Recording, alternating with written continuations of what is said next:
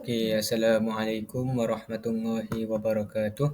Alhamdulillahirabbil alamin wassalatu wassalamu ala asyrafil anbiya'i wal mursalin wa ala alihi wa sahbihi ajma'in. Okay. Pertama sekali saya ingin bersyukur kepada Allah Subhanahu Wa Taala kerana telah memberi saya tenaga dalam menyiapkan tugasan pentadsiran berterusan pengantar akidah Islamiah. Uh, Seterusnya, saya ingin mengucapkan jutaan terima kasih kepada pensyarah tercinta saya iaitu Ustaz Muhammad Hafiz bin Sulaiman kerana telah memberi tunjuk ajar dalam menyiapkan tugasan yang diberi.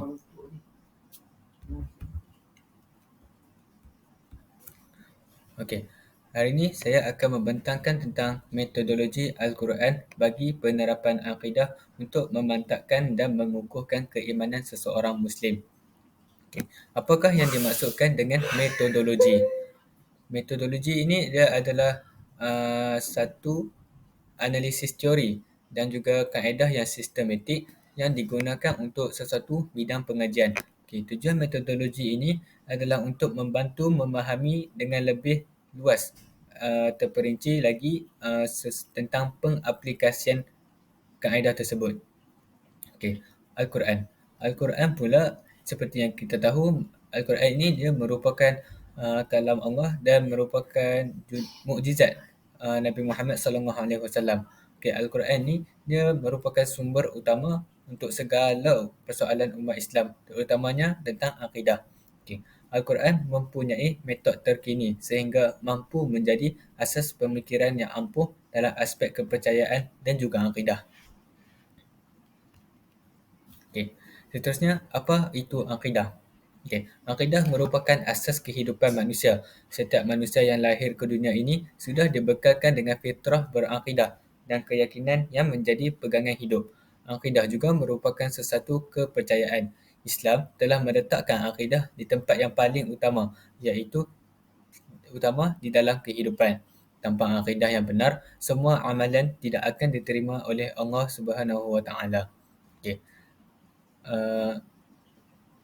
Nak disimpulkan dekat sini, akidah ni dia disifatkan sebagai satu benteng yang kukuh bagi menjaga dan mengawasi segala bentuk penyelewengan dan penyesatan yang mungkin menyerang pemikiran seseorang Muslim.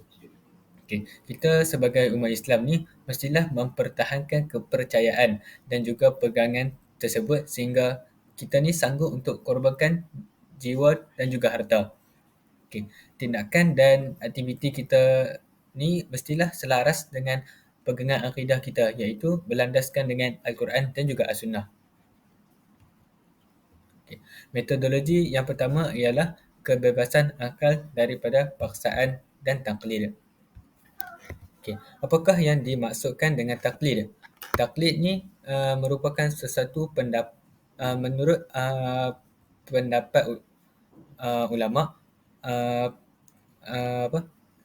Taklid ni dia bermaksud menerima sesuatu pandangan ataupun hujah tanpa mengetahui alasan dan latar belakang hujah tersebut. Maknanya dekat sini seseorang itu dia menerima bulat-bulat perkara yang disebutkan. Maknanya dia main ambil dan terima je tanpa dia kaji latar belakang pandangan tersebut sama ada betul ataupun salah. Okay. Kita sebagai umat Islam ni tidak harus untuk bertaklid. Sebaliknya, kita wajib untuk berijtihad iaitu dengan menambahkan ilmu pengetahuan. Okay. Dengan mengikuti majlis-majlis di masjid dan juga berguru dengan guru-guru yang bertauliah. Okay. Al-Quran mengiktiraf akal manusia sebagai jalan untuk berfikir. Dalam konsep ini, Al-Quran mengajak manusia berfikir dahulu untuk memahami konsep akidah, iaitu mentauhidkan Allah Subhanahu Wa Taala. Firman Allah dalam surah Muhammad ayat ke-19, "Fa'lam annahu la ilaha illallah." Maksudnya, maka ketahuilah bahawa tidak ada Tuhan yang patut disembah selain Allah. Okay. Makna ayat ni dia menerangkan bahawa tidak ada Tuhan yang kita patut sembah selain daripada Allah. Kalau ada pun itu bukan Tuhan. Itu sesuatu yang tidak patut kita sembah. Okey. Justru Al-Quran tidak memaksa manusia untuk menerima bulat-bulat sesuatu akidah sebelum mereka berfikir. Al-Quran menerapkan akidah ke dalam diri manusia dengan pembebasan daripada taklid buta, iaitu mengikuti sesuatu kepercayaan tanpa mengkaji dan berfikir. Al-Quran melarang sama sekali mempercayai sesuatu tanpa berfikir dan mengkaji kebenarannya. Maknanya dekat sini, uh, kita sebagai umat Islam ni, kita tidak boleh mempercayai sesuatu benda tu tanpa kita fikir dulu benda tu betul ataupun salah. Hmm. Okay. Firman Allah dalam surah Al-Isra ayat ke-36, A'udzubillahi minasyaitonirrajim. Wa la ta'fu ma laysa laka bihi 'ilm.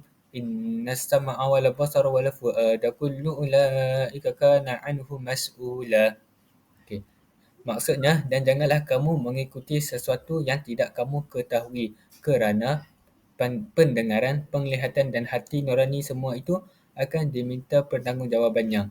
Okay. Maknanya, kita sebagai umat Islam ni, kita tidak boleh ikut sesuatu yang kita tak tahu. Okay, sebab apa kita tak boleh ni? Sebab nanti bila dekat akhirat ni, kita punya pendengaran, penglihatan dan juga hati kita ni akan dipersoaljawabkan di akhirat kelak. Okay. Ayat tersebut menerangkan jalan beriman ialah dengan akal. Tanpa penggunaan akal, seseorang itu akan dimurkai dan dilaknati. Seperti yang kita tahu, Allah Subhanahu Wa Taala ni dia telah anugerahkan kita akal. Bukan macam ciptaan-ciptaan Allah yang lain seperti binatang. So kita kena gunakan akal ni untuk fikir sama ada perkara itu benar ataupun salah, dan mestilah berfikir dengan logik.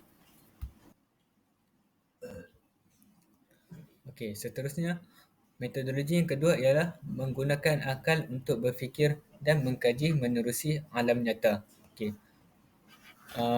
Maksud akal dekat sini ialah segala kegiatan berfikir untuk mengetahui tahap kecerdasan seseorang manusia.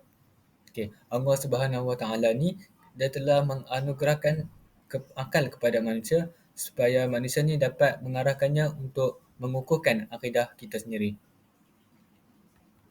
Okay. Al-Quran menerapkan akidah melalui arahan dan dorongan akal manusia untuk berfikir dan menganalisis alam nyata berpandukan panca indera. Panca indera dekat sini kita boleh lihat dekat diri kita sendiri, iaitu mata, telinga dan juga tangan. Okay. Fenomena alam terdiri daripada alam nyata, terdiri daripada manusia sendiri yang bermula sebagai janin. Alam di dunia termasuk gunung, bukit, lautan, haiwan serta alam langit seperti bintang dan matahari. Okay. Melalui pemerhatian terhadap alam ini, manusia akan berfikir wujudnya Tuhan yang Maha Esa dan mutlak sifatnya di sebalik ciptaan-ciptaan yang unik. Okay. Maknanya dekat sini, kita dapat lihat pemerhatian akal ni terhadap alam nyata ni, dia mampu mengukuhkan bahawa keimanan seseorang itu dengan cara dengan cara Al-Quran ni dia mengarahkan akal untuk berfikir secara logik terhadap segala ciptaan. Okey. Okey, surah Al-Hajj ayat ke-5 yang bermaksud, wahai manusia, jika kamu meragukan hari kebangkitan, maka sesungguhnya kami telah menjadikan kamu dari tanah, kemudian dari setitis mani, kemudian dari segumpal darah, kemudian dari segumpal daging yang sempurna kejadiannya dan yang tidak sempurna, agar kami jelaskan kepada kamu dan kami tetapkan dalam rahim menurut kehendak kami sampai waktu yang sudah ditentukan. Kemudian kami keluarkan kamu sebagai bayi. Kemudian dengan beransur-ansur kamu sampai kepada usia dewasa. Dan di antara kamu ada yang diwafatkan. Dan ada pula di antara kamu yang dikembalikan sampai usia yang sangat tua. Sehingga dia tidak mengetahui selagi sesuatu yang telah diketahuinya. Dan kamu lihat bumi ini kering. Kemudian apabila telah kami turunkan air, iaitu hujan di atasnya, hiduplah bumi itu dan menjadi subur dan menyembuhkan berbagai jenis pasangan, iaitu tumbuhan yang indah. Okay, maknanya dekat sini, ayat ni dia membuktikan tentang penciptaan manusia yang bermula daripada janin. Okay, diri manusia tu sendiri dia dah jadi bukti kepada kehebatan kekuasaan Allah Subhanahu Wa Taala, sekaligus mampu berfikir dengan sokongan bukti yang terdapat dalam Al-Quran yang menjadikan manusia itu lebih yakin bahawasanya Allah Subhanahu Wa Taala itulah pencipta alam ini. Okay. Selain itu, terdapat juga ayat yang menceritakan tentang keajaiban alam langit, seperti yang terdapat dalam surah Az-Zumar ayat ke-21. أعوذ بالله من الشيطان الرجيم ألم تر أن الله أنزل من السماء ماء فسلكه ينابيع في الأرض ثم يخرج به زرعا مختلفا ألوانه ثم يهيج فتراه مصفرا ثم يجعله حطاما إن في ذلك لذكرى لأولي الألباب. Yang bermaksud, apakah engkau tidak memperhatikan bahawa Allah menurunkan air dari langit, lalu diaturnya menjadi sumber-sumber air di bumi. Kemudian dengan air itu ditumbuhkannya tanam-tanaman yang bermacam-macam warnanya. Kemudian menjadi kering, lalu engkau melihatnya kekuning-kuningan. Kemudian dijadikannya hancur berderai-derai. Sungguh, pada yang demikian itu terdapat pelajaran bagi orang-orang yang mempunyai akal yang sihat. Okey, dalam ayat ni dia menerangkan tentang hujan. Okey, seperti yang kita tahu, hujan ni dia merupakan satu rahmat yang Allah anugerahkan kepada bumi. Okey, hujan ni dia memberi manfaat kepada manusia, haiwan dan juga tumbuhan. Okey, dengan adanya hujan ni, bumi kita ni akan terus hidup dengan kesuburan. Okey, pokok-pokok yang berperanan memberikan manusia dan haiwan udara yang bersih dan untuk terus hidup. Okay. Melalui ayat ini juga kita mesti berfikir bagaimana turunnya hujan. Okay. Sekaligus perkara ini dia menguatkan pegangan akidah manusia bahawa Allah Subhanahu Wa Taala lah yang menjadikan semua perkara ini. Okey, antara contoh-contoh yang dapat dilihat di alam ini adalah tentang peredaran bumi dan juga matahari yang sentiasa mengikut orbitnya tanpa sebarang pelanggaran langsung. Okey, pada masa yang sama juga berlakunya siang dan malam. Okey, metodologi yang ketiga iaitu membentangkan akidah yang batil dan menetapkan kebatilannya. Okey, apakah yang dimaksudkan dengan membentangkan akidah yang batil ini? Okey, membentangkan akidah yang batil ini ia merupakan satu perbuatan yang menunjukkan bahawa sesuatu kepercayaan yang salah. Okey, membentangkan akidah yang batil ini dia dilakukan adalah untuk mengajarkan manusia ini tentang kesalahan dan juga kelemahan sesuatu kepercayaan tersebut. Okey, menetapkan kebatilannya pula bermaksud sesuatu tindakan yang menguatkan hujah atau bukti yang menunjukkan bahawa sesuatu kepercayaan itu adalah salah. Okay. Al-Quran banyak membentangkan akidah yang batil khususnya mengenai agama lain. Contohnya adalah Majusi, Ateisme, Yahudi, Kristian dan juga Animisme. Kemudian, Al-Quran menolak kepercayaan dan akidah tersebut dan mendedahkan penyelewengannya. Okay. Sebagai contoh, Al-Quran mendedahkan akidah Trinity Kristian yang batil. Firman Allah dalam potongan ayat surah An-Nisa ayat ke-171. Okay. Yang bermaksud, dan janganlah kamu mengatakan Tuhan itu ada tiga. So, makna ayat dekat sini kita sesekali janganlah mengatakan bahawa Allah Subhanahu Wa Taala itu ada tiga, kerana perkara ini akan menyebabkan kita jatuh ke arah kekufuran. Selain itu, Allah juga telah berfirman dalam surah Al-Ma'idah ayat ke-73. أعوذ بالله من الشيطان الرجيم لقد كفر الذين قالوا إن الله ثالث ثلاثة وما من إله إلا إله واحد وإن لم ينتهوا عما يقولون ليمسن الذين كفروا منهم عذاب أليم. Maksudnya, sungguh telah kafir orang-orang yang mengatakan bahawa Allah adalah salah satu dari yang tiga, padahal tidak ada Tuhan yang berhak disembah selain Tuhan yang Esa. Jika mereka tidak berhenti dari apa yang mereka katakan, pasti orang-orang yang kafir di antara mereka akan ditimpa azab yang pedih. Okey, maknanya dekat sini uh, maknanya dekat sini kafir bagi orang yang mengatakan bahawa Allah Subhanahu Wa Taala itu lebih daripada satu. Okey. Jika jika kita tidak berhenti dari apa yang kita katakan tadi, maknanya hidup kita ni akan dimurkai dan juga dinakati serta akan diazab di akhirat kelak nanti. Okey.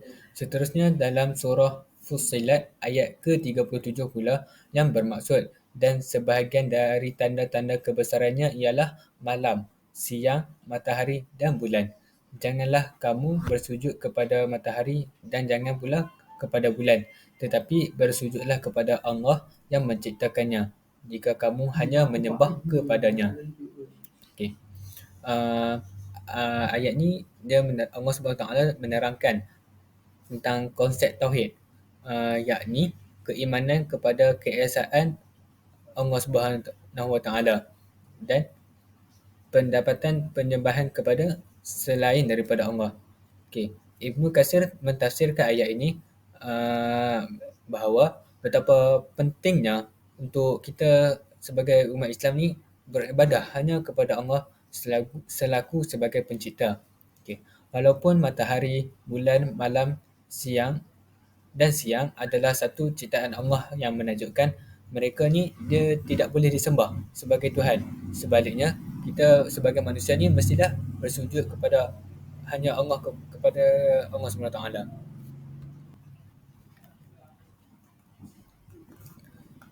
Okey.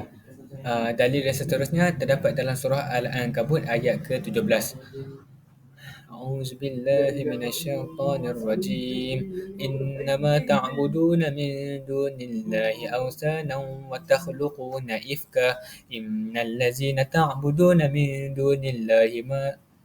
دون الله لا يملك لكم رزقا فابتغوا عند الله رزقا واعبدوه واشكروا له وإليه ترجعون. Sesungguhnya yang kami sembah selain Allah hanyalah Sesungguhnya yang kamu sembah selain Allah hanyalah berhala-berhala dan kamu membuat kebohongan. Sesungguhnya apa yang kamu sembah selain Allah itu tidak mampu memberikan rezeki kepadamu. Maka mintalah rezeki dari Allah dan sembahlah Dia dan bersyukurlah kepadanya. Hanya kepada Allah, hanya kepadanya kamu akan dikembalikan. Okay. Menurut tafsir Ibnu Katsir, tafsiran tersebut menerangkan bahawa ayat ini dia mengecam orang-orang musyrik yang menyembah berhala. Okay. Seperti yang kita tahu, berhala ni adalah simbol yang palsu yang tidak mempunyai apa-apa kuasa dan tidak mampu untuk memberi rezeki kepada kita. Okey, walaupun orang-orang musyrik ini dah tahu bahawa Allah Subhanahu Wa Taala ini adalah pencipta yang sebenar, tetapi mereka masih mempersekutukannya. Ini adalah salah di sisi syariat Islam. Okey, seterusnya metodologi yang keempat iaitu yang terakhir, membentangkan akidah yang benar dan mengistinbatkan kebenarannya. Okay. Al-Quran menyatakan dengan tegas dan jelas sesuatu kepercayaan dan akidah yang benar kepada manusia untuk diikuti. Kemudian, Al-Quran juga membuktikan kebenaran kepercayaan tersebut dengan membawa bukti-bukti yang kuat sama ada logik maupun realiti. Sebagaimana yang sedia maklum, ketika menjelaskan dan membentangkan ajaran atau agama yang benar, iaitu agama Islam, Al-Quran ni secara tidak langsung menerangkan akidah yang benar tersebut dengan mudah dan ca- dan cara yang dapat diterima oleh akal manusia sendiri. Okey, perkara seperti ini juga diterangkan menerusi nas Al-Quran pada beberapa tempat. Antaranya ialah tentang ketuhanan dan juga kenabian. Okey, konsep ketuhanan. Al-Quran menyatakan Allah itu esa untuk menafikan kesesatan dan kebatilan. Akidah golongan yang mendakwa bahawa Allah mempunyai anak, ada tiga dan berbagai bentuk akidah dan perbuatan syirik yang lain. Firman Allah dalam surah Al-Ikhlas, A'udzubillahi minasyaitonirrajim. Qul huwallahu ahad, Allahus samad, lam yalid wa lam yulad wa lam yakul lahu kufuwan ahad. Okey. Dalam ayat ni jelas membuktikan bahawa uh, Allah Subhanahu Wa Taala itu Maha Esa, iaitu ada satu. Okay. Al-Quran sentiasa mencabar orang-orang kafir untuk merenung ciptaan Allah Subhanahu Wa Taala serta memikirkan keajaibannya. Al-Quran juga seringkali membentangkan konsep akidah yang benar terutama keesaan Allah dan sifatnya yang mutlak dan sempurna. Okay. Perkara tersebut dapat dilihat dalam surah Al-Ma'idah ayat ke-76. أعوذ بالله من الشيطان الرجيم ولا تعبدون من دون الله ما لا يملك لكم ضرا ولا نفعا والله هو السميع العليم. Okay. Maksudnya, katakanlah Muhammad, mengapa kamu menyembah yang selain Allah, sesuatu yang tidak dapat menimbulkan bencana kepada kamu dan tidak pula memberi manfaat, dan Allah Maha mendengar lagi Maha mengetahui. Okay. Ayat ni dia menerangkan, telah membentangkan kepada manusia tentang akidah yang benar, iaitu mempercayai Allah Subhanahu Wa Taala itu Tuhan yang Maha Esa dan tiada Tuhan selainnya. Okey, konsep kenabian. Okey, seperti yang terdapat dalam surah An-Nisa ayat ke-164 yang bermaksud, dan ada beberapa rasul yang telah kami kisahkan mereka kepadamu sebelumnya dan ada beberapa rasul yang lain yang tidak kami kisahkan mereka kepadamu dan kepada Musa. Allah berfirman langsung. Okay. Ayat-ayat yang berkaitan dengan kenabian dan riwayat mereka selalunya diulang-ulang dalam pelbagai tempat dalam Al-Quran dan pengulangan ini disebut pada sebahagian ini sahaja. Okey, ini kerana apa yang diperlukan ialah sudut makna sastera dan seni yang dikehendaki dalam ayat tersebut. Suatu kejadian akan digambarkan dengan bermacam-macam cara yang amat sesuai mengikut keadaan dan situasi. Okay, selain itu, tujuan cerita di dalam Al-Quran tidak hanya berupa sejarah semata-mata, namun tujuan utamanya untuk menyampaikan ajaran benar, antaranya contoh teladan, membasmi perkara maksiat, menyampaikan khabar gembira dan meraih keredaan. Okay. Dalil firman Allah dalam surah Al-Baqarah ayat ke-285. Okay. A'udzu billahi minasyaitonir rajim. Amanar rasul bima unzila ilaihi min rabbih wal mu'minun. Kullun amana billahi wa malaikatihi wa kutubihi wa rusulihi la nufarriqu baina ahadin min rusulihi wa qalu sami'na wa ata'na ghufranaka rabbana wa ilaikal masir. Okay, maksudnya Rasul iaitu Muhammad beriman kepada apa yang diturunkan kepadanya dari Tuhannya. Demikian pula orang-orang yang beriman. Semua beriman kepada Allah, malaikat-malaikatnya, kitab-kitabnya dan rasul-rasulnya. Mereka berkata, kami tidak membeda-bedakan seseorang pun dari rasul-rasulnya. Dan mereka berkata, kami dengar dan kami taat. Ampunilah kami, ya Tuhan kami, dan kepadamu tempat kami kembali. Okay. Maknanya ayat dekat sini, semua perkara dekat dunia ni beriman kepada Allah. Okay. Perkara ini juga termasuklah kitab, malaikat dan juga rasul. Okay. Dengan demikian, Orang mukmin akan mengimani bahawa Allah Subhanahu Wa Taala itu uh, Allah Subhanahu Wa Taala itu akan kekal dan kekal selama-lamanya. Okey. Uh, Sebelum saya menutupi pembentangan saya pada hari ini, ada saya ingin mem- saya ingin memberi satu dalil, satu hadis yang berkaitan dengan Al-Quran dan As-Sunnah, iaitu Rasulullah berkata, kamu tidak akan sesat selagi kamu pegang kepada dua perkara ini, iaitu Al-Quran dan juga As-Sunnah. Oleh itu, kita mestilah uh, berpegang kepada Al-Quran dan As-Sunnah supaya kita ni dapat hidup dengan aman dan akidah kita tidak menyeleweng. Okey, itu sahaja. Sekian, wabillahi taufiq wal hidayah. Wassalamualaikum warahmatullahi wabarakatuh.